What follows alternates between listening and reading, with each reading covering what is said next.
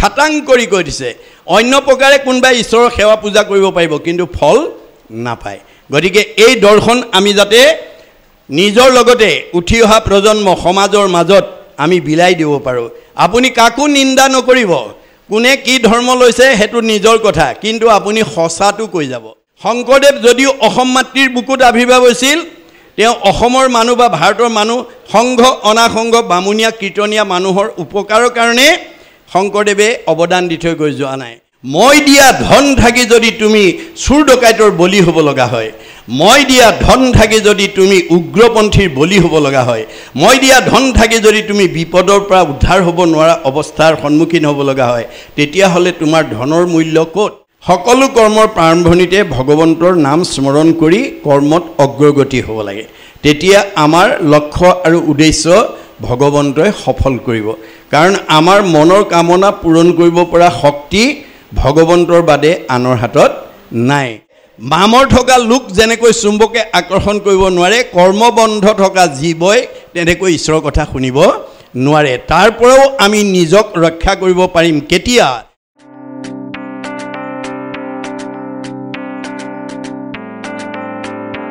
একাদশ স্কন্ধ নিমি নৱ সিদ্ধ সংবাদ নামাকৰণেৰে সৈতে মহাপুৰুষ গুৰুজনাই ব্যাসকৃত ভাগৱত অসমীয়ালৈ অনুবাদ কৰি মংগলাচৰণ নামাকৰণেৰে সৈতে এইখিনি পদৰ মাজেদি আমাক কি শিক্ষা দিব বিচাৰিছে কি জ্ঞান দিব বিচাৰিছে ইয়াৰ পৰা আমি বুজিবলগীয়া বা জানিবলগীয়া দিশ কি আছে তাৰ ওপৰত আমি পদবন্ধে আলোচনা কৰিম কাৰণ ভাগৱত এনেকুৱা এখন ধৰ্মীয় গ্ৰন্থ যিখন গ্ৰন্থ শ্ৰৱণ কৰিলে জীৱই মুক্তি সাধন কৰিব পাৰে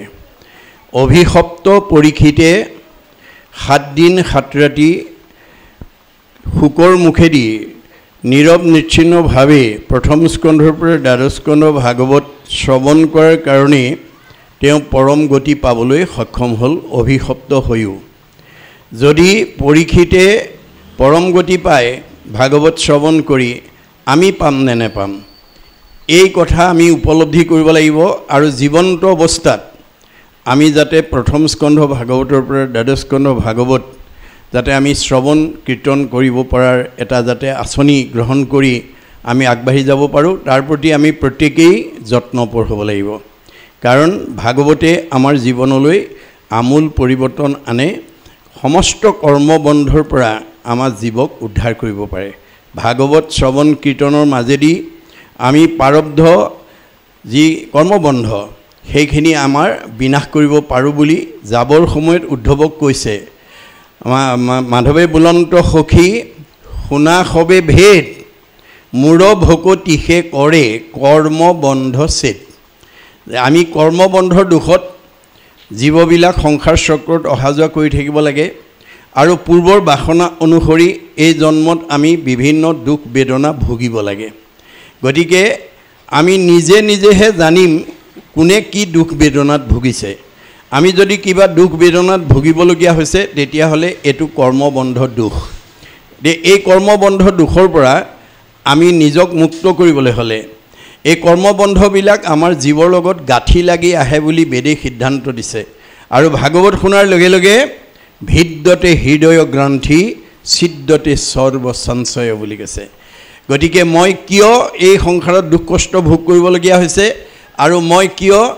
বিভিন্ন বৈষম্যতাৰ মাজত জীৱন অতিবাহিত কৰিব লগা হৈছে এই কথা ভাগৱত শুনাৰ লগে লগে আমাৰ সংশয় দূৰ হ'ব আৰু পূৰ্ব কৰ্মবন্ধবিলাক আমি গাঁঠিবোৰ খুলি যাব সেইকাৰণে অনাগত দিনত আপোনালোকে এনে ধৰণৰ ভাগৱত শ্ৰৱণৰ নিমন্ত্ৰণ আমন্ত্ৰণ পালে 10 বন কাটি কৰি আহিব লাগে মাধৱদেৱে কৈছে তোমাৰ গুণৰ মহিমা দেখিয়াই আনজত কাম দূৰতে তেজিয়া থৈলোঁ আন কৰ্মবিলাক আমি দূৰতে ঠেলি থৈ আহিব পাৰিব লাগিব আন কৰ্মত যদি আমি ওৰে জীৱনটো যদি আমি অতিবাহিত কৰোঁ তেতিয়াহ'লে আমাৰ মানৱ জন্ম ধৰাৰ সাৰ্থকতাটো নহ'ব আন কৰ্মে লগাইলে যতে ক সিও হুৱে বৃথা জনমো বৃথা হুৱে নুশুনয় কৃষ্ণ কথা। গতিকে আমাৰ জন্মটো বৃথা হৈ যাব যদি কৃষ্ণ কথা শুনাৰ পৰা আমি নিজক বিৰত কৰি ৰাখোঁ। গতিকে ভগৱন্তৰ সৃষ্টি চাৰিমুঠি জীৱৰ ভিতৰত ভগৱন্তৰ কথা শুনিব পৰা অধিকাৰ মানুহৰ বাদে আনৰ হাতত নাই। এই কথা গীতাত ভগৱন্তই কৈছে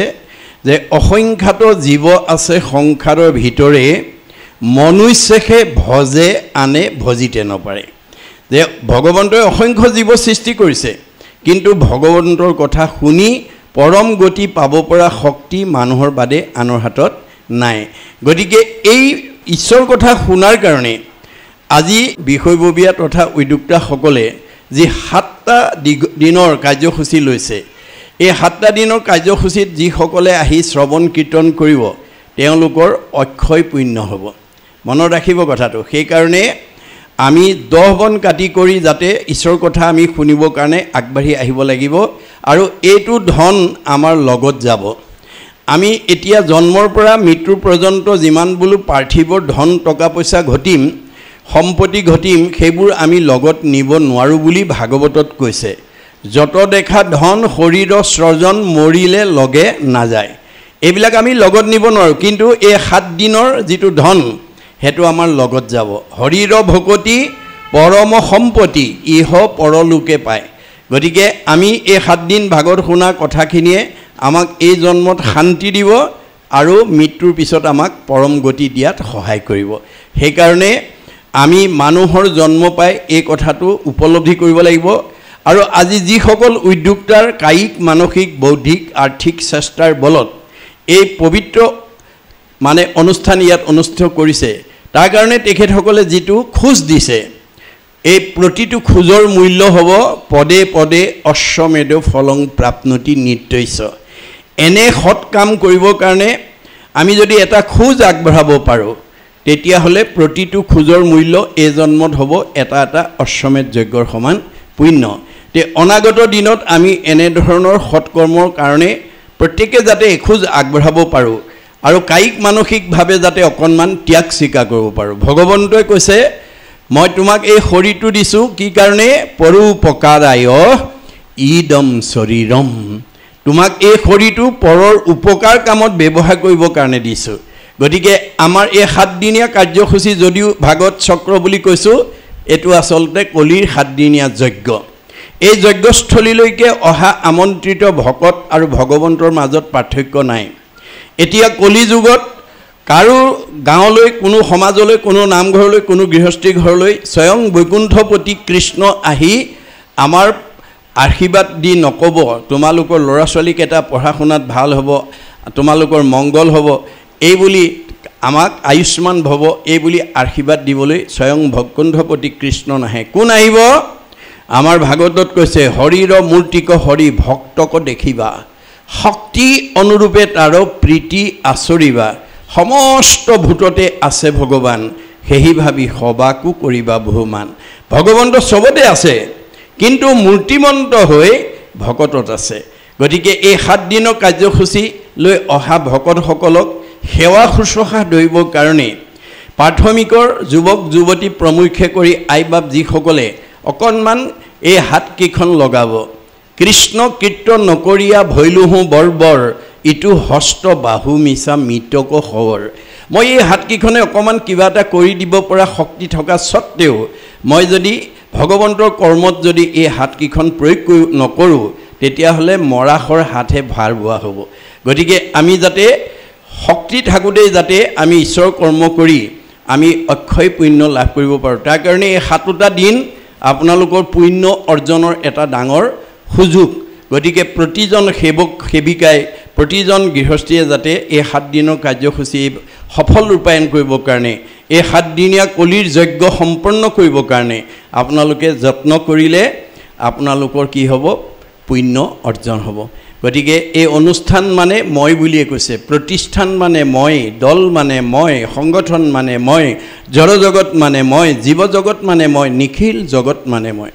সমস্ত জগততে ভগৱন্ত ব্যাপ্তমান হৈ আছে। গতিকে ভগৱন্তৰ কামত যদি আমি অকণমান আত্মনিয়োগ কৰিব পাৰোঁ, তেতিয়াহ'লে আমাৰ পুণ্য অৰ্জন হ'ব আৰু তেতিয়া কি হ'ব ভগৱন্তৰ প্ৰতিভা আমাৰ জীৱনলৈ আৰু বাঢ়ি গৈ থাকিব যদদাতি স্বপ্ৰাপ্নতি বুলি কৈছে মই দিয়া প্ৰতিভাটো যদি মোৰ কামত প্ৰয়োগ কৰিব পাৰা সদায় মোৰ পৰা তোমালোকে পাই থাকিবা এতিয়া মৃত্যুমুখী পৰীক্ষিতক শোকদেৱে আহি আমাৰ মহাপুৰুষ গুৰুজনাই মংগলাচৰণ নামাকৰণৰ সৈতে এই পদকিফাকিৰ যোগেদি আমাক কি ক'ব বিচাৰিছে যে আমি সকলো কৰ্মৰ শুভাৰম্ভতে সেই কৰ্ম সম্পাদন কৰিবৰ কাৰণে আমাক যি জ্ঞান বুদ্ধি শক্তি সামৰ্থ্য দিছে এয়া ঈশ্বৰ প্ৰদত্ত গতিকে ভগৱন্তই দিয়া শক্তি বুদ্ধি জ্ঞান বিদ্যা যাতে আমি ভগৱন্তৰ কামত লগাবলৈ যাওঁতে জয় জয়তে সেই প্ৰদত্তকাৰী ভগৱন্তৰ নাম আমি স্মৰণ কৰি ল'ব লাগে আমি কোনো কামেই মই নিজে কৰিছোঁ নিজৰ বুদ্ধিৰ বলত কৰিছোঁ নিজৰ শক্তিৰ বলত কৰিছোঁ বুলি ভাবিব নালাগে কাৰণ আমি নিমিত্তহে আমাক শক্তিটো কোনে দিছে পৰম ভগৱন্তই সেইকাৰণে কৰ্মৰ শুভাৰম্ভ কৰোঁতে সদায় ভগৱন্তৰ নাম লৈ যদি কৰ্ম কৰিব পাৰোঁ সমস্ত কৰ্মতে আমি সাফল্যমণ্ডিত হ'ব পাৰোঁ আমাৰ ভাগৱতে কৈছে যত ধৰ্ম কৰ্ম কৰা কৃষ্ণত অৰ্পণ তেবে অপ্ৰয়াসে সিজিবে প্ৰয়োজন সকলো কৰ্মৰ প্ৰাৰম্ভণিতে ভগৱন্তৰ নাম স্মৰণ কৰি কৰ্মত অগ্ৰগতি হ'ব লাগে তেতিয়া আমাৰ লক্ষ্য আৰু উদ্দেশ্য ভগৱন্তই সফল কৰিব কাৰণ আমাৰ মনৰ কামনা পূৰণ কৰিব পৰা শক্তি ভগৱন্তৰ বাদে আনৰ হাতত নাই সেইকাৰণে তেওঁ প্ৰথমতে কি কৈছে জয় জয় কৃষ্ণ কৃপা ময় মহেশ্বৰ যাৰ আজ্ঞা পালে প্ৰজাপতি হৰিহৰ যাৰ আজ্ঞা আপুনি মইতো দূৰৰ কথা সৃষ্টিকৰ্তা ব্ৰহ্মা সংহাৰকৰ্তা শিৱ পালনকৰ্তা বিষ্ণুকে প্ৰমুখ্য কৰি ৩৩ কোটি দেৱতাই যাৰ আজ্ঞা মানি কাম কৰি আছে সেইজনক তেওঁ প্ৰথমতে জয়গান গাইছে কোটি কোটি ব্ৰহ্মাণ্ড স্ৰজন্ত যাৰ মায়া জয় সনাতন নিত্য নিৰঞ্জন কায়া যিজনে কোটি কোটি ব্ৰহ্মাণ্ডৰ সৃষ্টি কৰিছে সেইজন পৰম নিৰ্মল তেওঁৰ জৰিয়তে তেওঁ সনাতন তেওঁ নিত্য আৰু তেওঁ মানে বিকাৰ মুক্ত সেইজন ভগৱন্তক তেওঁ আৰাধনা কৰিছে নমো মধু ৰিপুৰাম মূৰ মহাগুৰু অন্তক ভকতৰ কল্পতৰু ভগৱন্তক নমস্কাৰ জনাই কৈছে যে তুমি মধুদৈত্য নিধনকাৰী তুমি মোৰ মহাগুৰু তো কালৰো কাল মহাকাল আৰু তুমি মোৰ মহাগুৰু গতিকে আমাৰ ভগৱন্ত ভকতৰ কল্পতৰু মনত ৰাখিব কথাটো ভগৱন্ত কল্পতৰু কাক কয় যি বিচাৰে তাকেই পায় গতিকে আমি ভগৱন্তৰ পৰা যি বিচাৰোঁ তাকেই পাওঁ ভাগৱতত যি বিচাৰোঁ তাকেই পাম ভকতৰ মাজত যি বিচাৰিম তাকেই পাম স্বৰ্গত পাৰিজাতৰ পৰা যি বিচাৰে তাকেই পায় সেইকাৰণে এই কল্পতৰু বৃক্ষ বুলি ইয়াক উল্লেখ কৰা হৈছে কল্পতৰু বৃক্ষৰ এটা বৈশিষ্ট্য আছে কল্পতৰু বৃক্ষ যদি সবাতো সমান মাগন্তা জনক মাত্ৰ দেই ফলদান ভগৱন্তই সব দিব পৰা অধিকাৰ আছে যদিও নিবিচৰাজনক নিদিয়ে মনত ৰাখিব কথাটো আপোনাক কি লাগে আপুনি কি বিচাৰিছে আপোনাক কি বস্তুৰ প্ৰয়োজন হেতু আপুনিহে জানিব কিন্তু আপোনাৰ প্ৰয়োজনীয়টো আপুনি বিচৰা বস্তুটো পাবলৈ হলে কল্পতৰু বৃক্ষ ভগৱন্তৰ ওচৰত আমি জনাব লাগে মনত ৰাখিব কথাটো আজি আমাৰ বহুত উঠি অহা প্ৰজন্মই এই কথা নজনাৰ কাৰণে বাঞ্ছিত ফলৰ পৰা বঞ্চিত হৈ আছে বহুতক লাগে কিবা এটা পাই কিবা এটা গণ্ডগোল কি হৈছে যে তেওঁ বিচাৰিব জনা নাই গতিকে ভাগৱতত আমি ভগৱন্তৰ ওচৰত কেনেকৈ আমাৰ বাঞ্ছিত ফলটো লাভ কৰিব পাৰোঁ সকলো নিয়ম নিবন্ধ কৰি থৈছে ইয়াত বান্ধি থৈছে সেইকাৰণে আমাৰ বৰ্তমান সমাজত 60 বছৰৰ ওপৰৰ বয়সৰ সকলতকৈ আমাৰ উঠি অহা যুৱক যুৱতীসকল বেছি ভাগৱত শুনিবলৈ আহিব লাগে নৱ দম্পতীসকল বেছিকৈ ভাগৱত শুনিবলৈ আহিব লাগে কাৰণ তেওঁলোকৰ সৃষ্টিৰ কাৰ্য হাতত অব্যাহত আছে গতিকে আমাৰ আজি যিসকল ডেকা গাভৰু হৈ আছে কালিলৈ তেওঁলোকে সংসাৰ কৰিব লাগিব এটো প্ৰকৃতিৰ নিয়ম এয়া ঋষিমুনিৰ প্ৰশ্ন যে আমি প্ৰকৃততে বিয়া বা আমি সংসাৰ কিয় কৰিব লাগে কিম অৰ্থে বিবাহম কি কাৰণে আমি বিয়া কৰিব লাগে আজি আমাৰ বহুত উঠি অহা প্ৰজন্মই নাজানে কিয় বিয়া পাতিব লাগে আমাৰ কিয় বিয়া পাতিব লাগে আমাৰ ঋগবেদত কৈছে অথ পুৰুষস্তাৱত সৰ্ব যত জায়াং ন বিন্দতে যত জায়াং বিন্দতে অথ প্ৰজায়তে তহি সৰ্ব ভৱতি কিয় বিয়া পাতিব লাগে আপোনালোকৰ আজি পৰমানন্দ গাঁওখনত বা প্ৰাথমিকত বসবাস কৰি থকা গৃহস্থী সকলে গুচি যোৱাৰ পিছত আজি যিসকল পিতৃ মাতৃ হৈ আছে সেই সকল গুচি যোৱাৰ পিছত আমাৰ এইখন ঘৰত এইটো পৰিয়ালত বংশ পৰিয়াল এই থৈ যাবৰ কাৰণে আমি পুত্ৰ কন্যা জন্ম দিবৰ কাৰণে বিয়া পাতিব লাগে কি মৰ্থে বিবাহম পুত্ৰাৰ্থে বিবাহম কি কাৰণ বিয়া পাতিব লাগিব পুত্ৰ কন্যা জন্ম দিবৰ কাৰণে বিয়া পাতিব লাগিব গতিকে কি মৰ্থে পুত্ৰম পুত্ৰ কি কাৰণে লাগিব পুন্নাম নৰকে তাৰ ইতিহি পুত্ৰহা পুন্নাম নৰকৰ পৰা পিতৃ মাতৃক উদ্ধাৰ কৰিবৰ কাৰণে পুত্ৰ কন্যা জন্ম দিব পুন্নাম নৰক পিতৃ মাতৃৰ জীৱনলৈ কেতিয়া নামি আহিব 60 বছৰৰ পিছত 60 বছৰৰ পিছত পুত্ৰ কন্যা জন্ম দিয়া পিতৃ মাতৃৰ জীৱনলৈ এটাৰ পিছত এটাকৈ পুন্নাম নৰক নামি আহিব নৰক মানে দুখ কষ্ট নামি আহিব যেনেকৈ আজি দেখা কিচকিচিয়া চুলিকেডাল 60 বছৰৰ পিছত লাহে লাহে বগা হৈ আহিব কমনীয় শৰীৰটো খুতুৰা খুতুৰ পৰিব দৃষ্টিশক্তি কমি যাব শ্ৰৱণ শক্তি কমি যাব টান টান বস্তু চুবা দাঁতকেইটা খুলুক ধুলুক হ'ব যাওঁ বুলিলে যাওঁ খাওঁ বুলিলে খাওঁ বোলা দেহাটোৰ মুখৰ আগত কোনোবাই এমুঠি নিদিলে খাবলৈ নোপোৱা হ'ব সেই সময়ত আমি আমাক জন্ম দিয়া পিতৃ মাতৃক সেৱা শুশ্ৰূষা ধৰিবৰ কাৰণে আমি পুত্ৰ কন্যা জন্ম দিব লাগিব কিন্তু কোন পুত্ৰই হেতু কাম কৰিব আমাৰ ভাগৱতত কৈছে পুত্ৰেও তৰাইবে বুলি শুনি আছে শাস্ত্ৰ বৈষ্ণৱ পুত্ৰক লাগি বুলি আছে মাত্ৰ আমাক তৰাব বুলি কৈছে শাস্ত্ৰই সঁচা কিন্তু বৈষ্ণৱ পুত্ৰ জন্ম দিব লাগিব অবৈষ্ণৱ পুত্ৰ যদি উপজে বংশত স্বৰ্গহন্তে পিতৃক পেলাৱে নৰকত যদি আমি অবৈষ্ণৱ পুত্ৰ জন্ম দিওঁ তেতিয়াহ'লে স্বৰ্গত থকা পিতৃকো নৰকলৈ নমাই আনিব আজি আপোনালোকে দেখিছে বাস্তৱ জগতখনত বহুত পিতৃ মাতৃয়ে ল'ৰা ছোৱালী পঢ়াই শুনাই কাৰোবাক ডক্টৰেট উপাধি দিছে কাৰোবাক ডাক্তৰ ইঞ্জিনিয়াৰ অফিচাৰ প্ৰবক্তা অধিবক্তা বহুত উচ্চ পদস্থ বিষয়ত চাকৰি কৰা যোগ্য অৰ্জন কৰি দিছে এই ভাগৱত চৰ্চা সেই স্থানত নোহোৱাৰ কাৰণে সেই পুত্ৰসকলে সেই তত্ত্ব নজনাৰ কাৰণে ডিগ্ৰী হৈছে পুথিগত ডিগ্ৰী হৈছে বহুত উচ্চ পদস্থ বিষয়ত চাকৰি কৰিছে কিন্তু আধ্যাত্মিক আৰু নৈতিক জ্ঞানৰ অভাৱৰ কাৰণে সেই পুত্ৰসকলে পিতৃ মাতৃক জন্মদাতা পিতৃ মাতৃকো বৃদ্ধাশ্ৰমলৈ পঠাই দিছে প্ৰত্যেক প্ৰাথমিক শাখাই এই ভাগৱত চৰ্চা কৰে সেইখন গাঁৱলৈ সেইখন সমাজলৈ তেনেকুৱা কোনো পিতৃ মাতৃক বৃদ্ধ বয়সত বৃদ্ধাশ্ৰমলৈ পঠোৱা জীৱ আহিব নোৱাৰিব কাৰণ পোহৰৰ ওচৰলৈ আন্ধাৰ আহিব নোৱাৰাৰ দৰে ভাগৱত ভক্তি ধৰ্ম য'ত প্ৰচাৰ হৈ থাকিব তালৈ কোনো বেয়া জীৱ অনাগত দিনত আহিব নোৱাৰে সেই কাৰণে আমি এই কৰ্ম আঁচনিটো সফল ৰূপায়ণ কৰিবলৈ প্ৰত্যেকেই গুৰুত্ব দিব লাগিব আৰু কৈছে যে প্ৰভু পদ পংকজগত ধৰি হৃদয়ত জনমতে বুজুটিকা ভাষ্যৰ সন্মত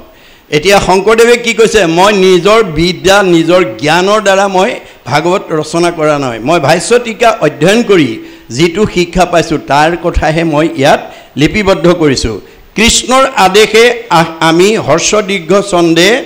বিৰচিবু নৱসিদ্ধ কথাক প্ৰবন্ধে গতিকে কৃষ্ণই হৃদয়ত থাকি হৃদয়স্থিত হুয়া তুমি যেন কৰাই বাহাস্বামী আমাৰ হৃদয়ত তেওঁ থাকি যি কৰিবলৈ দিয়ে সেইটোহে আমি কৰোঁ মোৰ নিজা কৰিব লগা শক্তি নাই এই তথ্য আমি প্ৰত্যেকে যদি উপলব্ধি কৰোঁ তেতিয়াহ'লে অনাগত দিনত আমাক পুথিগত ডিগ্ৰী বিনাশী ধন সম্পদৰ মায়া মোহে আমাক কেতিয়াও বিপথে পৰিচালিত কৰিব নোৱাৰিব ভাগৱত শুনা মানুহ ভাগৱত শুনা জীৱই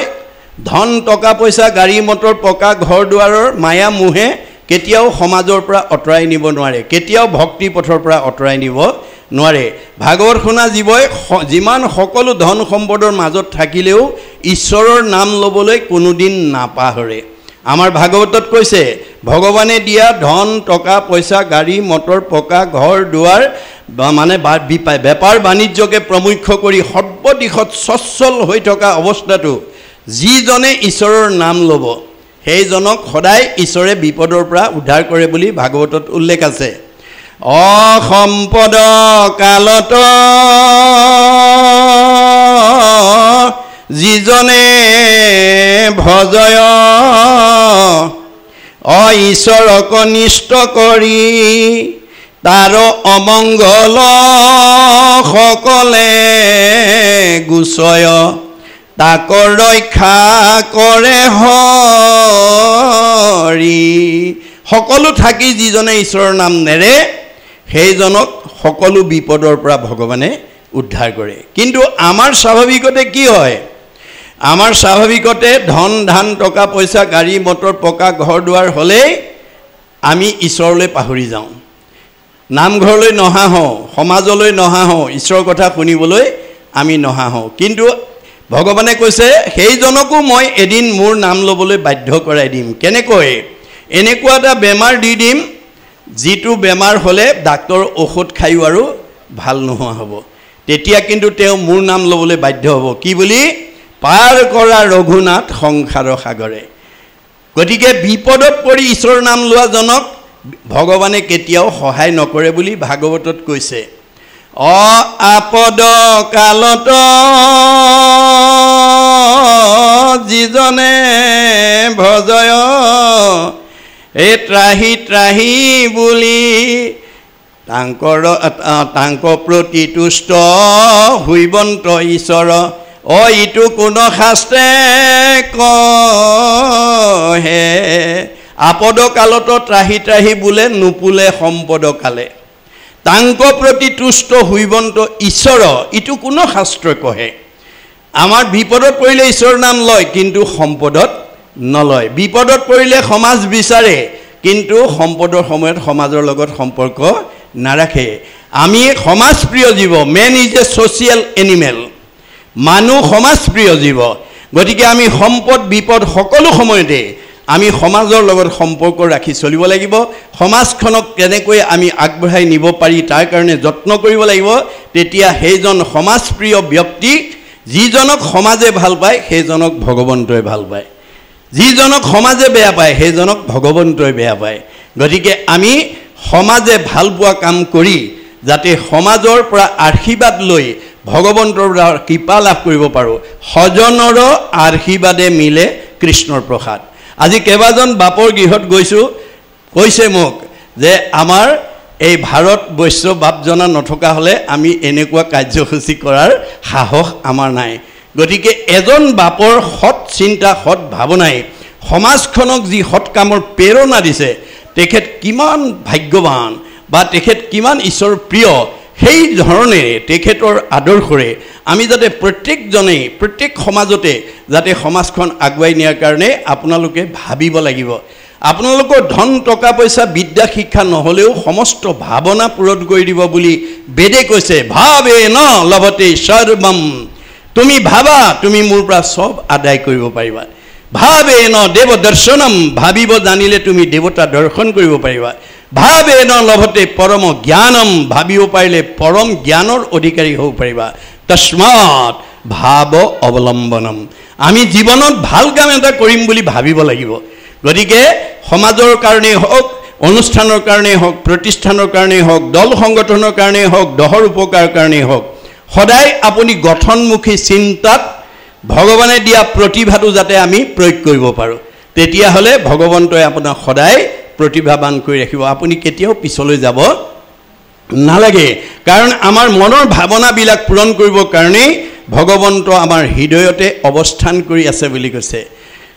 সমস্ত ভূতৰে মই আছোঁ হৃদয়ত সকলোৰে হৃদয়তে মই অৱস্থান কৰিছোঁ কি কাৰণে কৰি আছোঁ যাদৃশী ভাৱনা জৈশ সিদ্ধি ভৱতি তাদৃশী গতিকে আমি যেনেকৈ ভাবিম আমাৰ ভাৱনাবিলাক তেনেকৈ ভগৱানৰ পৰা পূৰণ কৰিব পৰা অধিকাৰ আমাৰ হাতত আছে গতিকে আমি ভাগৱত শুনি আমি কেনেকৈ ভাবিব লাগে সেই নিয়ম আমি আজি শিকিবলৈ আহিব লাগে আজি বহুতৰ ধন টকা পইচা থাকে কিন্তু সৎ কাম কৰিব নোৱাৰে আমাৰ অৰ্জুনে কৈছে শুনা ধনঞ্জয় ধন নহ'লে কাৰ্য নিশিজয় মই তোমাক ধনটো দিছোঁ সৎ কাম সাধন কৰিবৰ কাৰণে আৰু তোমাৰ জীৱনৰ নিৰাপত্তাৰ কাৰণে মই দিয়া ধন থাকি যদি তুমি চুৰ ডকাইতৰ বলি হ'ব লগা হয় মই দিয়া ধন থাকি যদি তুমি উগ্ৰপন্থীৰ বলি হ'ব লগা হয়, মই দিয়া ধন থাকি যদি তুমি বিপদৰ পৰা উদ্ধাৰ হ'ব নোৱাৰা অৱস্থাৰ সন্মুখীন হ'ব লগা হয়, তেতিয়াহ'লে তোমাৰ ধনৰ মূল্য ক'ত? গতিকে আমি ধন প্ৰয়োগ কৰিব জানিব লাগিব। কেনেকৈ প্ৰয়োগ কৰিব লাগিব? আমাৰ ভাগৱতত উল্লেখ কৰিছে, অৰ্থ আৰ্জি বাৰ কিঞ্চিত একো নাহি ফল, যদি নভ জয় হৰি চৰণ কমল। আমি বিভিন্ন প্ৰকাৰে ধন উপাৰ্জন কৰোঁ, কোনোবাই ব্যৱসায় কৰি, কোনোবাই চাকৰি কৰি, কোনোবাই অন্যান্য খেতি বাতি কৰি পাত ধৰি বিভিন্ন প্ৰমুখ্যে আমি গাড়ী চলাই, ৰিক্সা চলাই, ঠেলা চলাইও আমি ধন উপাৰ্জন কৰিব পাৰোঁ। কিন্তু উপাৰ্জন কৰিলেই নহ'ব, ভাগৱতে কৈছে তাক প্ৰয়োগ কৰিবলৈ জানিব লাগিব। গতিকে প্ৰয়োগ কৰিব নাজানিলে ধনেই আপোনাৰ জীৱনলৈ মৃত্যু নমাই আনিব। আজি আমাৰ ভাগৱত কথা নজনাৰ কাৰণে আজি বহুত ধনী মানুহ উগ্ৰপন্থীৰ বলি হ'ব লগা হৈছে। ঘৰৰ পৰা উঠাই নি তেওঁক মানে ধনৰ কাৰণে প্ৰাণ বলি দিব লগা হৈছে। গতিকে আপুনি যদি ধনৰ প্ৰয়োগ জানে, আপোনাৰ ওচৰলৈ উগ্ৰপন্থী আহিব নোৱাৰে। কিয়? ভগৱানে কৈছে কাৰ ঘৰলৈ উগ্ৰপন্থী পঠাব লাগে, কাৰ ঘৰলৈ চুৰ ডকাইত পঠাব লাগে, সেই তথ্য মই 14জন সাক্ষী আৰু 2জন কেৰেণীৰ দ্বাৰা সংৰক্ষণ কৰি ৰাখিছোঁ। মনত ৰাখিব, ভগৱানে পৃথিৱীত সৃজন কৰা সকলো জীৱনৰ কাৰ্যসূচীবিলাক সফল ৰূপায়ণৰ কাৰণে তেওঁ ব্যৱস্থাপনা গ্ৰহণ কৰিছে বুলি ভাগৱতত উল্লেখ কৰিছে। 14 ভুৱনে লোক আছে যত মানে, সবহাৰে ন্যায় নীতি দেখে বিদ্যমানে। চিত্তগুপ্ত নামে দুয়ো লিখক নিৰ্ভয়, সবহাৰে পাপ পুণ্য তেৰেজ কৰয়। গুপুত পাপক গুপ্ত লিখকে লিখয়, দেখা মানে পাপ চিত্ৰ লিখন্ত নিশ্চয়। 14জন সাক্ষীতাৰ থাকয় লগত, ভান্দিবে নোৱাৰে পাপ পুণ্য আছে যত। আমাৰ লগত 14জন সাক্ষী আছে। মাধৱদেৱে ঘোষাত লিখিছে, তুমি মোক ভান্দা, তোমাকো মই ভান্দু, 14 সাক্ষীক ভান্দিবা কোনো উপায়। আমাৰ লগত 14জন সাক্ষী ৰাখিছে ভগৱানে। ক'ত ক'ত ৰাখিছে? চকুৰ লগত সূৰ্য দেৱতা, কাণৰ লগত দগদিকপাল, নাকৰ লগত অশ্বিনী কুমাৰ, মুখৰ লগত অগ্নি দেৱতা, জিভাৰ লগত বৰুণ দেৱতা, ছালৰ লগত বায়ু দেৱতা, হাতৰ লগত ইন্দ্ৰ দেৱতা, ভৰিৰ লগত বিষ্ণু দেৱতা। ভৰিত বিষ্ণু থাকে কাৰণে আমি ভৰিত সেৱা কৰোঁ। গুহ্যৰ লগত মিত্ৰ দেৱতা, লিংগৰ লগত প্ৰজাপতি, বুদ্ধিৰ লগত ব্ৰহ্মা, চিত্তৰ লগত বাসুদেৱ, মনৰ লগত চন্দ্ৰ, অহংকাৰৰ লগত ৰুদ্ৰ। এই 14জন দেৱতা সাক্ষী ৰূপে থৈছে। গতিকে আপুনি মোৰ চকুত ধূলি মাৰিব পাৰিব, ময়ো আপোনাৰ চকুত ধূলি মাৰিব পাৰিম, কিন্তু 14জনক কোনেও ঠগিব নোৱাৰে। আৰু 2জন কেৰেণী ৰাখিছে, চিত্ত আৰু গুপ্ত। চিত্তই দেখা পাপ লিখে, গুপ্তই নেদেখা পাপ লিখে। আপোনালোকে চবেই মোৰ মুখলৈ চাই আছে, মই ভাবিছোঁ ঠিকেই আছে। পিছে কোনোবাই মোৰ মুখলৈ চাই আছে, আকৌ ঘৰত এৰি থৈ অহা ব্যৱসায়টোৰ কথা ভাবি আছে, ঘৰত এৰি থৈ অহা ল'ৰা ছোৱালীকেইটাৰ কথা ভাবি আছে। তেতিয়া গুপ্তই ক'ব, গোপাল থকাও হয়, মাধৱ থকাও হয়, কিন্তু তেওঁলোকে ঘৰৰ এই ব্যৱসায়ৰ কথা ভাবি আছিলে। কল্পনা আৰু মাধৱীও থকাটো হয়, কিন্তু তেওঁ ল'ৰা ছোৱালীকেইটাৰ কথা ভাবি আছে, ইত্যাদি ইত্যাদি। গতিকে কোনে কি ভাবিব, আপোনাৰ মনৰ ভাৱনাটো ভাগৱতৰ পৰা অঁতৰাই নিব পাৰিলে ঈশ্বৰে নম্বৰটো কমাই দিব পাৰিব। কাৰণ নহ'লে আজি ইয়ালৈ অহা সকলোৱে 100%, 100% পুণ্য আমাৰ আজি উপাৰ্জন হ'ব। আমাৰ আজি ইয়ালৈ অহাৰ লগে লগে উপজয় পুণ্য, পাপ হুৱে দূৰ, মিলে মহামুখ্য সুখ প্ৰচুৰ। আপুনি মনে ভবা সুখ পাই যাব যদি পাপ দূৰ কৰিব পাৰে। আপুনি মনৰ পৰা পাপবিলাক দূৰ কৰিব পাৰিব লাগিব। পাপ দেখুৱাই দিয়া বস্তু নহয়, ই মনৰ কিছুমান বেয়া গুণ, কুবুদ্ধি, অসৎ চিন্তা, অসৎ ভাৱনা, অসৎ পৰিকল্পনা, কুসংস্কাৰ, অন্ধবিশ্বাস, মনৰ সংকীৰ্ণতা, কুপৰম্পৰা। এই বেয়া ভাৱবোৰ যাৰ হৃদয়ত থাকিব, তাৰ চিন্তা ভাৱ কৰ্মবিলাক বেয়া হ'ব। বেয়া কৰ্ম কৰি ভগৱন্তৰ পৰা আমি কেতিয়াও ভাল ফল পাব নোৱাৰোঁ। গতিকে আজি ভাগৱতলৈ অহা সকলোৱে যদি একান্ত মনে কৃষ্ণ কথা শুনি দিয়ে, চবকে যদি সমান নম্বৰ দি দিব লগা হয়, তেতিয়া ভগৱন্তৰ মায়াৰ বজাৰখন বন্ধ হৈ যাব। সেইকাৰণে ভগৱন্তে কি কৈছে, অৰ্জুনক কৈছে, অৰ্জুন মই প্ৰাথমিকৰ 7 দিনৰ ভাগৱত নিমন্ত্ৰণ পাই ভাগৱত শুনিবলৈ অহা সকলোৱে যদি ভাগৱত একান্ত মনে শুনি দিয়ে, চবকে যদি সমান নম্বৰ দি দিব লগা হয়, তেতিয়া মোৰ বজাৰ বন্ধ হৈ যাব। গতিকে মই তেওঁলোকৰ মাজৰ পৰা কিছুমানক ভাগৱত ব্যাখ্যা হৈ থকা সময়ত অন্য কথা ভবাই দিম, চাহ তামোল কথা ভবাই দিম, ঘৰৰ কথা ভবাই দিম। ৰীতে হতাং যত প্ৰতীয়েত ন প্ৰতীয়েত স্বাত্মানি তৎ অবিদ্যাত্মানো যথা যভাসু যথা তমঃ। আপোনাৰ মনটো ভাগৱতৰ পৰা আঁতৰাই নিব পাৰিলেই নম্বৰ কমাই দিব। তেতিয়া আমি পুণ্য নম্বৰ আমাৰ আজি ইয়াত থকা সকলৰ মাজত পুণ্য নম্বৰ কম বেছি হৈ যাব পাৰে সেইকাৰণে অৰ্জুনক সতৰ্ক কৰি দিছে তুমি জীৱনৰ যিটো দিনত যিটো মুহূৰ্তত মোৰ পৰম মংগল ঈশ্বৰৰ কথা শ্ৰৱণ কৰিবলৈ তুমি সৌভাগ্য ল'ব পাৰিবা সদানন্দ প্ৰাথমিকে অনুষ্ঠিত কৰা অনুষ্ঠানত যদি সকলোৱে সমানে শুনি দিয়ে তেতিয়াহ'লে মই সকলোকে সমান নম্বৰ দিব লগা হ'লে মোৰ মানে মায়াৰ বজাৰখন বন্ধ হৈ যাব সেইকাৰণে মই মায়া নামৰ শক্তিৰ দ্বাৰা মই কাৰোবাৰ মনটো অতৰাই নিয়াৰ কাৰণে চেষ্টা কৰিম এইটো ভগৱন্তৰ ৰহস্য এইটোৰ নাম মায়া মায়া মা পদে নেতিবাচক নাই ইয়া পদে ইতিবাচক আছে যিটো বস্তু আজি আছে কালিলৈ নাই সেইটোৱেই মায়া আমাৰ মনটো যাতে আজি আছে কালিলৈ নাইকিয়া বস্তুৰ ফালে ধাবিত হ'ব নোৱাৰে তাৰ কাৰণে আমি সজাগ হ'ব লাগিব সচেতন হ'ব লাগিব অৰ্জুনক কৈছে অপৰম মংগল নাম যিপুন শ্ৰদ্ধায়ে শুনৈ হৰৈ পাপ তাহাৰ দুগুণ এ অনিচ্ছাত এক গুণ শ্ৰদ্ধাত দুগুণ নাম এহিমতে বুজিবা অৰ্জুন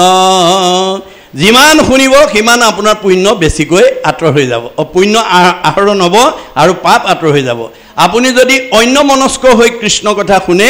তেতিয়াহ'লে আপুনি পুণ্যৰ নম্বৰটো কমাই পাব আজি বাস্তৱ জগতখনলৈ যদি আমি চাওঁ তে দেখা পাম স্কুলৰ একেখনে ছাত্ৰ ছাত্ৰী একেখিনি মেট্ৰিকৰে ছাত্ৰ ছাত্ৰী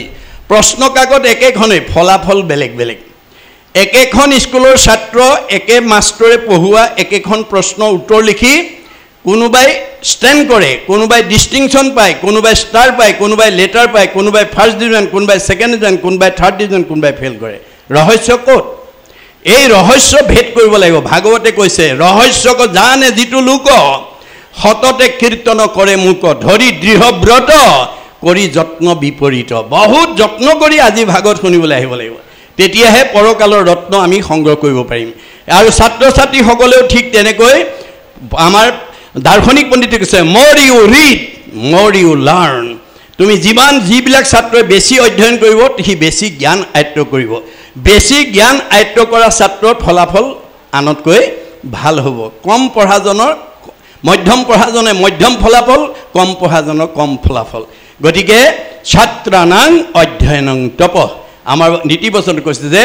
আমি ছাত্ৰ জীৱনত অধ্যয়নটোৱে আমাৰ তপস্যা ৰূপে ল'ব লাগিব এই কথা ভাগৱতে কৈ আছে এতিয়া পৰৱৰ্তী নাৰদ আৰু বসুদেৱ সংবাদ নামাকৰণৰে সৈতে পৰৱৰ্তী পদৰ দ্বাৰা আমাক কি শিক্ষা দিব গৈছে আমাক কি ক'ব গৈছে আমি ইয়াৰ পৰা শিকিবলগীয়া জানিবলগীয়া বুজিবলগীয়া আৰু উঠি অহা প্ৰজন্মক বুজাবলগীয়া আমাৰ কি দিশ আছে আমি তাৰ ওপৰত পদবন্ধে আলোচনা কৰিম কৃষ্ণ কৃষ্ণ ৰামে বৈকুণ্ঠৰ শাস্ত্ৰইত মহাভাগৱত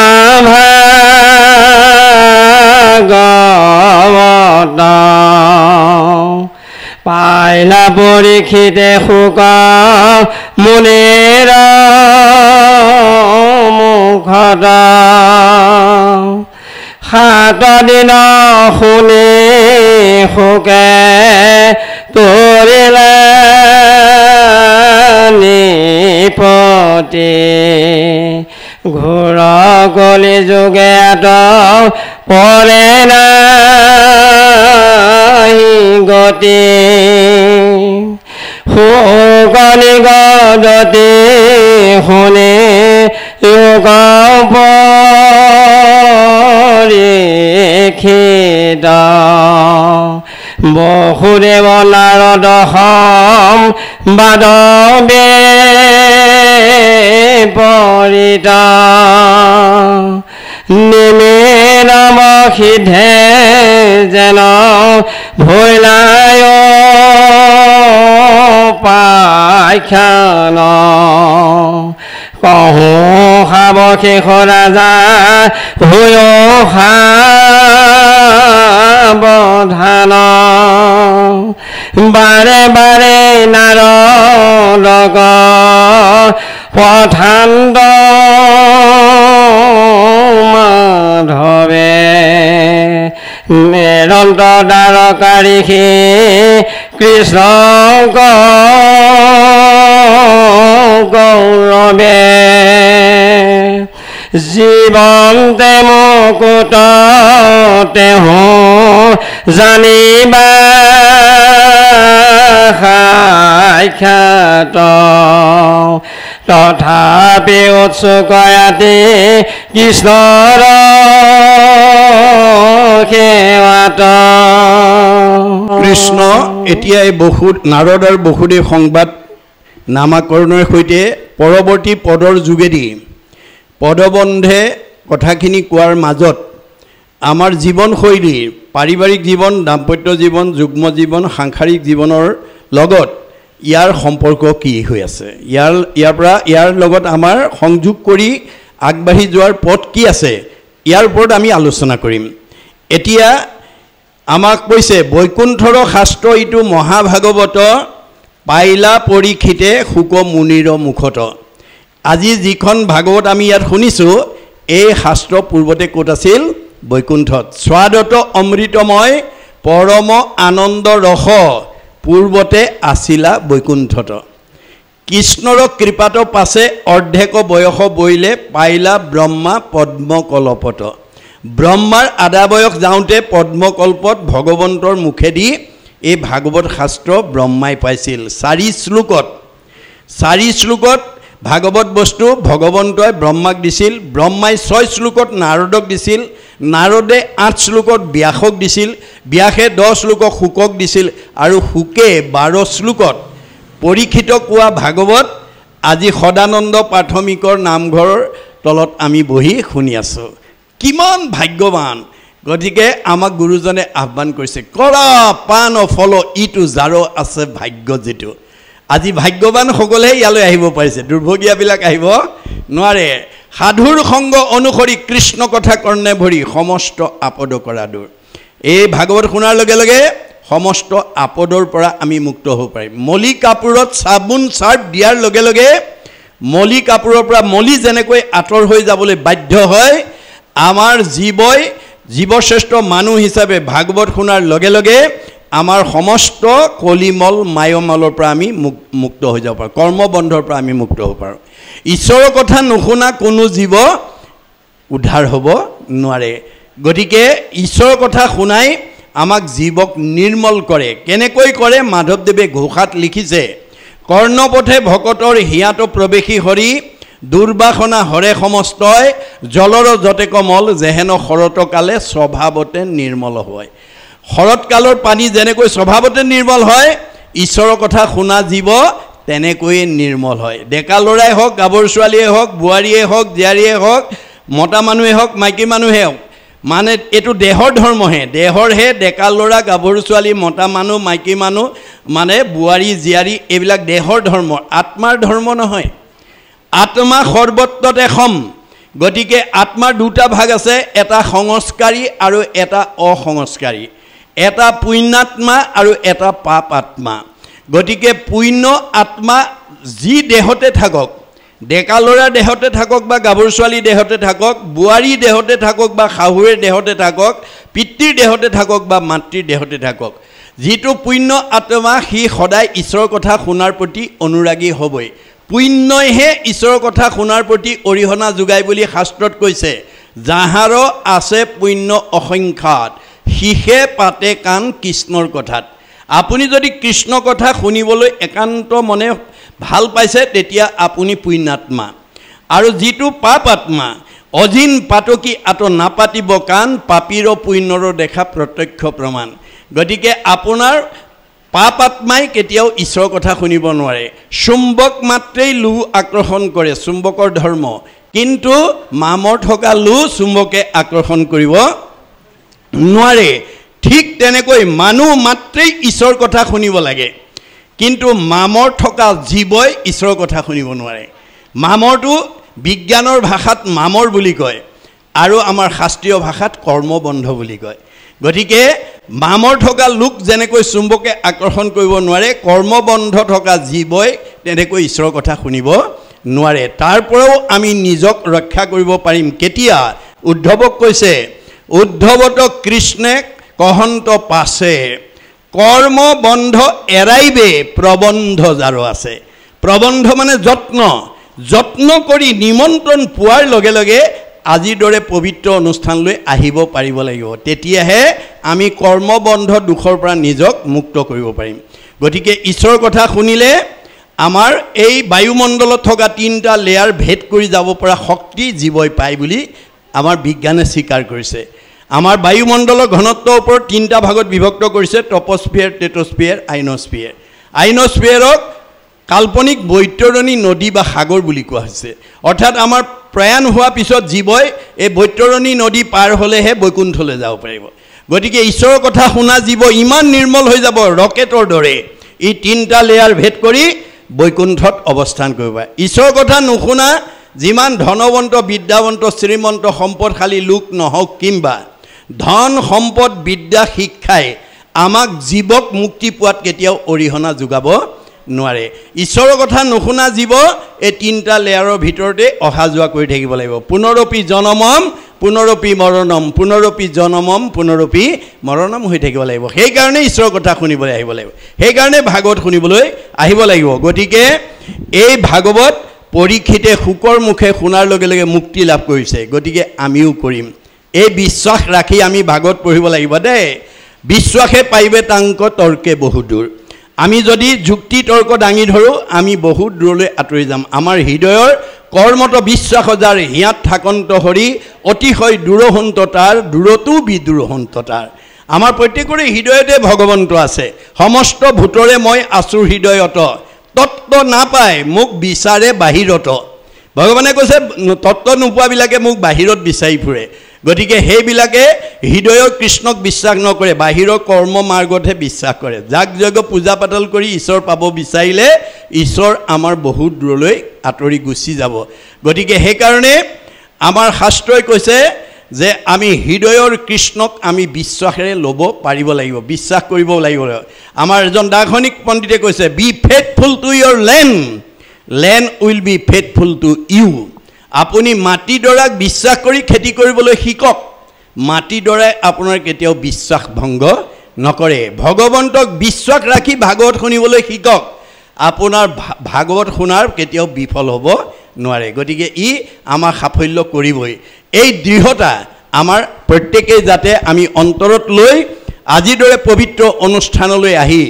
আমাৰ যাতে চাৰিমুঠি জীৱৰ ভিতৰত সৰ্বশ্ৰেষ্ঠ জীৱ মানুহ নামৰ উপাধিটোৰ দ্বাৰা আমি সাৰ্থক ৰূপায়ণ কৰিব পাৰোঁ মনত ৰাখিব কথাটো গতিকে মানুহৰ বাদে শাস্ত্ৰ শুনি কৰ্মবন্ধ বিনাশ কৰি মুক্তি লাভ কৰিব পৰা অধিকাৰ বাকী জীৱৰ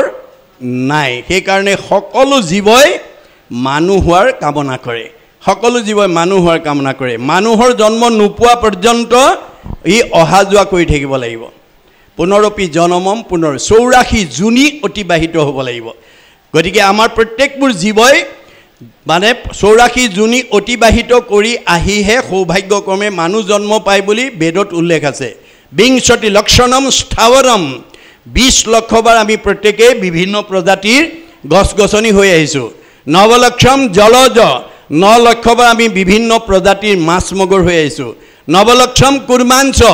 9 লক্ষবাৰ আমি প্ৰত্যেকে বিভিন্ন প্ৰজাতিৰ উভচৰ প্ৰাণী কাছৰ জন্ম পাইছোঁ 300 লক্ষ পশু নাম 30 লক্ষবাৰ আমি বিভিন্ন প্ৰজাতিৰ বাঘ সিংহ কুকুৰ শিয়াল মেকুৰী গাহৰি হৈ আহিছোঁ 10 লক্ষ পক্ষী নাম 10 লক্ষবাৰ আমি প্ৰত্যেকে বিভিন্ন প্ৰজাতিৰ চৰাই চিৰিকটি হৈ আহিছোঁ 70 লক্ষ বানৰা 4 লক্ষবাৰ আমি বিভিন্ন প্ৰজাতিৰ বান্দৰ জন্ম পাইছোঁ 2 লক্ষ ধমানবা হিতাহিত জ্ঞানশূন্য 2 লক্ষবাৰ হিতাহিত জ্ঞানশূন্য অৰ্ধমানৱ চিম্পাঞ্জিৰ দৰে জন্ম ধাৰণ কৰিছোঁ তথৌ মনুষ্যত্ব প্ৰাপ্য তত কৰ্মাণি সাধুইত তাৰ পাছতে সৌভাগ্যক্ৰমে পুণ্য অৰ্জন কৰি মানুহ নামৰ উপাধিটোলৈ প্ৰমোচন পাইছোঁ মানুহ নামৰ উপাধিলৈ প্ৰমোচন পোৱাৰ লগে লগে আজিৰ দৰে সংগবদ্ধভাৱে ভাগৱত শুনি ভক্তি সাধন কৰি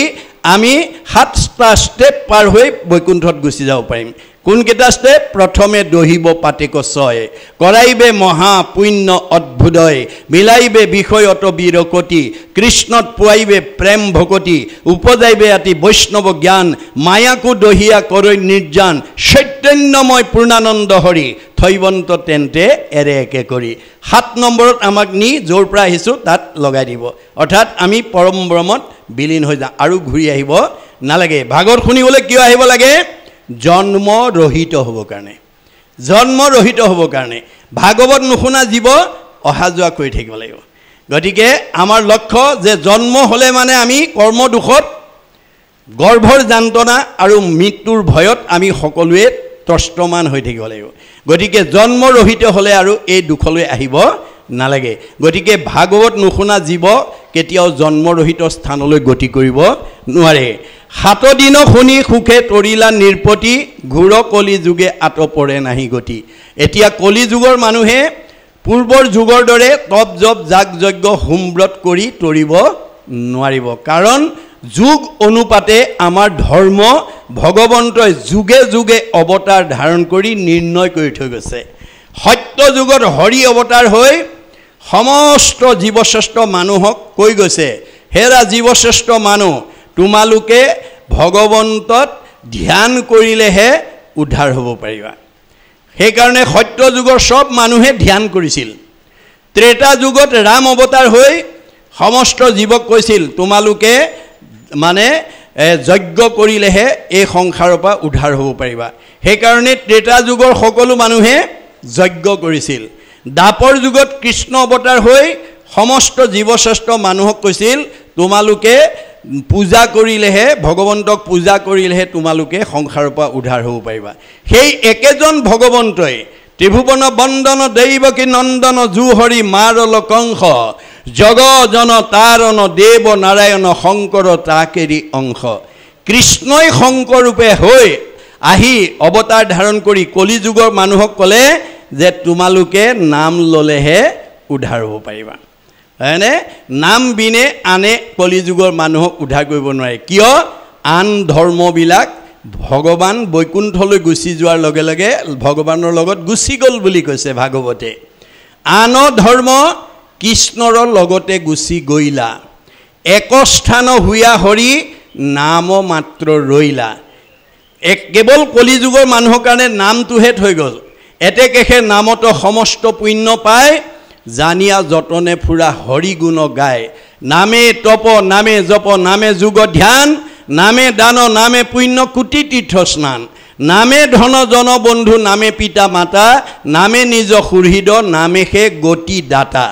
ইহ পৰলোকে নাম বিনে গতি নাই চাৰিও বেদৰ ইহে মুখ্য অভিপ্ৰায় চাৰি বেদে নামৰ জৰিয়তে কলি যুগৰ মানুহ তৰিব পাৰিব বুলি কৈছে আৰু হেতু সৃষ্টিকৰ্তা ব্ৰহ্মাই তিনিবাৰ প্ৰমাণ কৰি জগতৰ লোকলৈ উল্লেখ কৰি থৈ গৈছে চাৰিও বেদক ব্ৰহ্মাই আনি বিচাৰিলা 3 প্ৰমাণী এহি মানে মাত্ৰ কৰিলা সাৰ হৰি কীৰ্তনেহে তৰে সংসাৰ কলিৰ মানুহে ভগৱানৰ নাম বিনে তৰিব নোৱাৰে চাৰি বেদৰ ৰামায়ণ পুৰাণ ভাৰত হৰিকেহে কয় মাত্ৰ সমস্ত শাস্ত্ৰত চাৰি বেদ ৰামায়ণ পুৰাণ ভাৰতে কেৱল ভগৱানৰ নামেহে কলি যুগৰ মানুহ তৰিব বুলি কৈছে শ্ৰুতি স্মৃতি পুৰাণেষু ৰাম নাম ইদম স্মৃতম নাত পৰতং পুণ্যং ত্ৰিশুলোকেষু বিদ্যতে তিনি তলৈকত আৰু নাম বিনে গত্যন্তৰ নাই জপত সৰ্ব বেদাংশ সৰ্ব মন্ত্ৰাংশ পাৰ্বতী তস্মৎ কৌটি গুণম পুণ্যম ৰাম নাম এব লভ্যতে হে পাৰ্বতী তপ জপ যাগ যজ্ঞ হোমব্ৰত কৰাতকৈ কলিত এবাৰ ৰাম বুলি ক'বলৈ তুমি অভ্যাস কৰা ৰাম ইতি বদন্তি যে সৰ্বদা তেইসং ভক্তি স মুক্তি স ভবিষ্যতি না সংশয় আপুনি কেৱল ৰাম বুলি ক'বলৈ অভ্যাস কৰক ৰাম বুলি ক'বলৈ অভ্যাস কৰিলে আপোনাৰ ভক্তি আৰু মুক্তি কলি যুগত হৈ যাব কোনো সন্দেহ কৰিব লগা নাই এইটো বেদৰ বচন গতিকে ইমান সহজ মানে সাৰ্বজনীন সনাতন ধৰ্ম মহাপুৰুষে আমাক দি গৈছে গতিকে সেই কথা 7 দিন শুনাৰ লগে লগে পৰীক্ষিতে গতি পাইছে গতিকে কলিৰ মানুহৰ কাৰণে ঘূৰ কলি যুগে আতপৰে নাই গতি ঈশ্বৰৰ কথা শ্ৰৱণ কীৰ্তন কৰাৰ বিনে আৰু আন গতি নাই কৰিব পাৰিব কিন্তু উদ্ধাৰ হ'ব নোৱাৰিব কৈছেনে আন কৰ্মৰ জৰিয়তে ভগৱন্ত সন্তুষ্ট নহয় সেইকাৰণে কপিলে মাকক কৈছে যে অবজ্ঞা উপেক্ষা দেশ নিন্দা পৰি হৰি তেবে মোক ভজিবেক ভক্তি ভাৱ কৰি আজিৰ দৰে ঈশ্বৰৰ কথা শ্ৰৱণৰ দ্বাৰাহে ঈশ্বৰক ভজিব লাগিব অন্যথা পুজিলে মোক ফলক নাপায় স্বৰূপ কহিয়া মই কহিলোহো আই খাটাং কৰি কৈ দিছে অন্য প্ৰকাৰে কোনোবাই ঈশ্বৰৰ সেৱা পূজা কৰিব পাৰিব কিন্তু ফল নাপায় গতিকে এই দৰ্শন আমি যাতে নিজৰ লগতে উঠি অহা প্ৰজন্ম সমাজৰ মাজত আমি বিলাই দিব পাৰোঁ আপুনি কাকো নিন্দা নকৰিব কোনে কি ধৰ্ম লৈছে হেতু নিজৰ কথা কিন্তু আপুনি সঁচাটো কৈ যাব এই সঁচাটো কওঁতে সাৱধান হ'ব নিজৰ মত কেতিয়াও সমাজত প্ৰতিষ্ঠা কৰিবলৈ নাযাব কিয়নো আপোনাৰ মতটো মোৰ কাৰণে গ্ৰহণযোগ্য নহবও পাৰে মোৰ অভিমতটো কাৰোবাৰ কাৰণে গ্ৰহণযোগ্য নহবও পাৰে কিন্তু দুজনা মহাপুৰুষৰ যিটো অভিমত বেদৰ যিটো অভিমত হেতু বিশ্বজনীন সকলো লোকৰ কাৰণে মহাপুৰুষে দি থৈ গৈছে শংকৰদেৱ যদিও অসম মাতৃৰ বুকুত আবিৰ্ভাৱ হৈছিল তেওঁ অসমৰ মানুহ বা ভাৰতৰ মানুহ সংঘ অনাসংঘ বামুণীয়া কীৰ্তনীয়া মানুহৰ উপকাৰৰ কাৰণে শংকৰদেৱে অৱদান দি থৈ গৈ যোৱা নাই শংকৰদেৱে অৱদান দি থৈ গৈছে বিশ্ব জীৱশ্ৰেষ্ঠ মানুহ তৰণৰ কাৰণে যাৰ কাৰণে তেওঁ বক্তব্যত প্ৰকাশ পাইছে কি বুলি উবা নৰলোক হৰি ভজিওক তেওঁ উবা অসমৰ মানুহ বা ভাৰতৰ সংঘৰ অনাসংঘ বুলি কোৱা নাই বিশ্বৰ মানৱ তৰিবৰ কাৰণে ভগৱন্তক ভজিবৰ কাৰণে আহ্বান জনাইছে যিটো দৰ্শন অধ্যয়ন কৰি মহাত্মা গান্ধীয়ে মন্তব্য দিছে কি বুলি what Sankardev was alone able to do nowadays the whole army of the English knowing people cannot do বিশ্বত এতিয়ালৈকে যিমানবিলাক গুৰু আবিৰ্ভাৱ হ'ল শংকৰদেৱে যি বিশ্ববাসীৰ কাৰণে যিমান অৱদান দি থৈ গৈছে আন কোনো গুৰুৱে দিব পৰা নাই আৰু সেইজন গুৰু ক'ত জন্মগ্ৰহণ কৰিছে অসম মাতৃৰ বুকুত সেইকাৰণে অসমৰ মানুহক তেওঁ ভূয়সী প্ৰশংসা কৰিছে কি বুলি Assam is indeed fortunate for Sankardev has 5 centuries back given to Assamese people an ideal which is also my ideal of Ram Rajya মই যিখন ৰাম ৰাজ্য অসমত প্ৰতিষ্ঠা কৰাৰ মানস কৰি আহিছিলোঁ শংকৰদেৱে 500 বছৰ পূৰ্বতে সেই ৰাম ৰাজ্য অসমত প্ৰতিষ্ঠা কৰি থৈ গৈছে অসমবাসী সঁচাকৈয়ে ভাগ্যৱান কিন্তু আজি গুৰুজনৰ দৰ্শন সঠিকভাৱে অধ্যয়ন নকৰাৰ কাৰণে আমাৰ মাজতে বিভাজন হোৱাটো পৰিলক্ষিত হৈছে গতিকে কোনে কি ধৰ্ম লৈছে মহাপুৰুষে হেতু বিচাৰ কৰিবলৈ আমাক দিয়া নাই আমাক কৈছে পৰৰ ধৰ্মক নিহিংসিবা কদাচিত কৰিবা ভূতক দায়া সকৰু নচিত হৈব শান্ত চিত্ত সৰ্ব ধৰ্মত বৎসল এহি ভাগৱত ধৰ্ম জানা মহাবল আমি সকলো ঈশ্বৰৰ সন্তান ঈশ্বৰৰ অংশ জীৱ সেই ফালৰ পৰা দেহৰ সম্পৰ্ক আপোনাৰ মোৰ মাজত নহ'ব পাৰে তেজৰ সম্পৰ্ক নহ'ব পাৰে পৰিয়ালৰ সম্পৰ্ক নহ'ব পাৰে জাতিৰ বৈষম্যতা থাকিব পাৰে কিন্তু আত্মাৰ বৈষম্যতা নাই